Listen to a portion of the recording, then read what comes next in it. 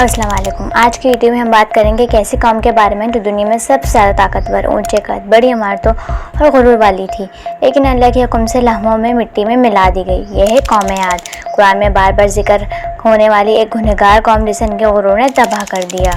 اللہ تعالیٰ نے ان کی ہدایت کے لیے حضرت ہود علیہ السلام کو بھیجا۔ حضرت ہود علیہ السلام نے فرمایا، اے میری قوم، صرف اللہ کی عبادت کرو، اس نے تمہیں پیدا کیا۔ لیکن قوم عاد نے جواب دیا، کیا تم ہمیں ڈراتے ہو؟ ہم تو بہت طاقتور ہیں۔ اللہ تعالیٰ نے فرمایا، کیا تم نے نہیں دیکھا تمہارے اپنے قوم عاد کے ساتھ کیا کیا؟ قوم عاد کو اللہ نے بہت طاقت دی تھی، وہ اونچے قلعے بناتے، بڑی بڑی عمارتیں تعمیر کرتے تھے، ان کے جسم طاقتور اور قد بہت لمبے ہوتے تھے، مگر انہوں نے شکر ادا کرنے کے بجائے زمین میں فساد مچایا، کمزوروں پر ظلم کیا اور اللہ کے رسول کو جھٹلایا۔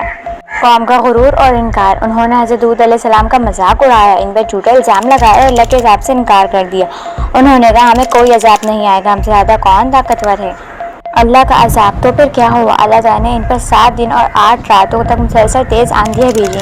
یہ آندھیاں اتنی خطرناک تھی کہ پہاڑوں جیسے مضبوط جسم والے لوگوں کو ایسے اٹھا کر پٹکتی جیسے کھجور کے سوکھے تنے۔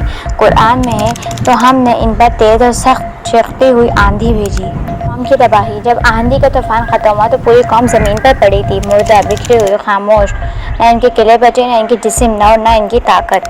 یہ واقعہ آج کے انسان کے لیے بہت بڑا سبق ہے۔ طاقت، دولت اور غرور کبھی بھی انسان کو بچا نہیں سکتے۔ اگر نافرمانی ہو اور اللہ کے رسول کا انکار ہو تو دنیا کی سب سے بڑی طاقتیں بھی مٹی ہو جاتی ہیں۔ اے اللہ، ہمیں غرور سے بچا، ہمیں عاجزی عطا فرما اور ہمیں ان لوگوں میں شامل کر جو تیرے نبیوں کا پیغام مانتے ہیں۔ آمین۔ اگر آپ کو یہ ویڈیو پسند آئی ہو تو لازمی شیئر کریں تاکہ مزید لوگ اللہ کے عذاب سے بچنے کی راہ سمجھ سکیں۔